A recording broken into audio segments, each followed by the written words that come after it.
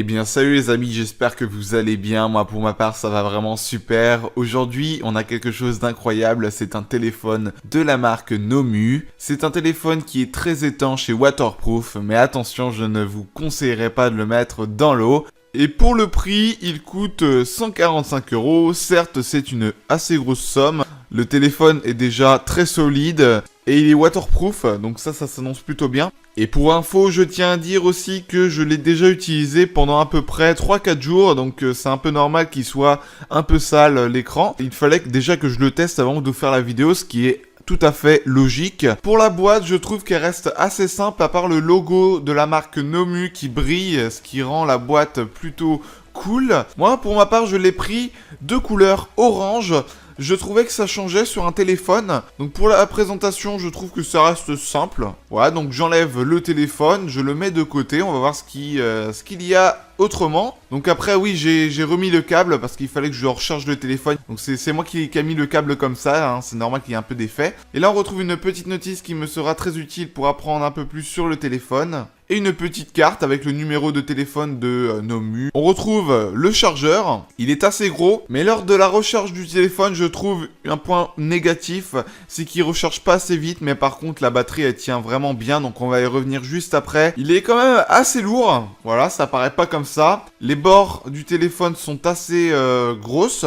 C'est pas un téléphone qui est fin, donc c'est pour ça qu'il est étanche en même temps. Je vous rassure que l'écran sera très solide, hein. Si vous faites tomber, normalement il tient la route. On retrouvera le port pour alimenter le téléphone. Sur le côté du téléphone, on pourra mettre une micro carte SD ou une carte SIM. Et de l'autre côté du téléphone, on pourra allumer avec le bouton on et off le téléphone.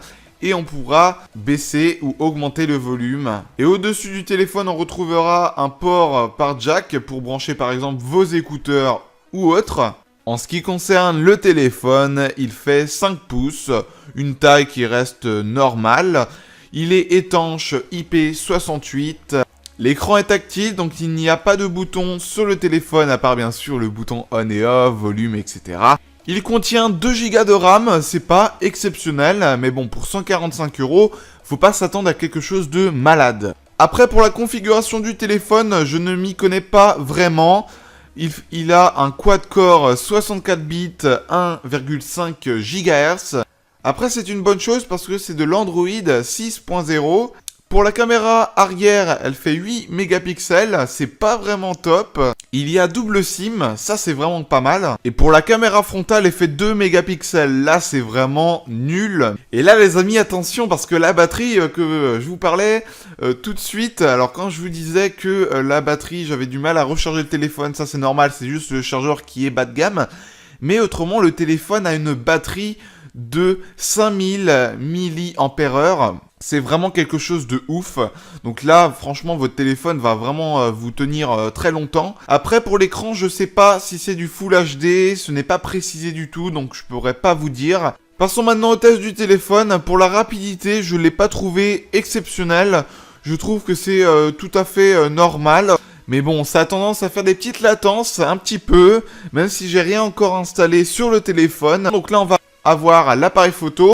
Voilà, je vous montre un peu la qualité. Et si vous recherchez un téléphone qui puisse faire des belles photos, c'est pas ceci que je vous conseillerais. Pour la luminosité, je l'ai pas trouvé ouf, encore une fois. Même à fond, c'est vrai que ça rend pas mal, mais pour moi, ça manque un peu de couleur. Sinon, on n'a pas vraiment plein d'options sur le téléphone, on a juste la lampe torche qui pourrait nous être très utile en nuit. Donc voilà, j'espère que cette vidéo vous aura énormément plu. Si c'est le cas, n'hésitez pas à me lâcher d'énormes pouces bleus, ça me ferait très plaisir de vous abonner si ce n'est pas fait. Allez, moi sur ce, je vous laisse, c'était Pez, bye bye tout le monde.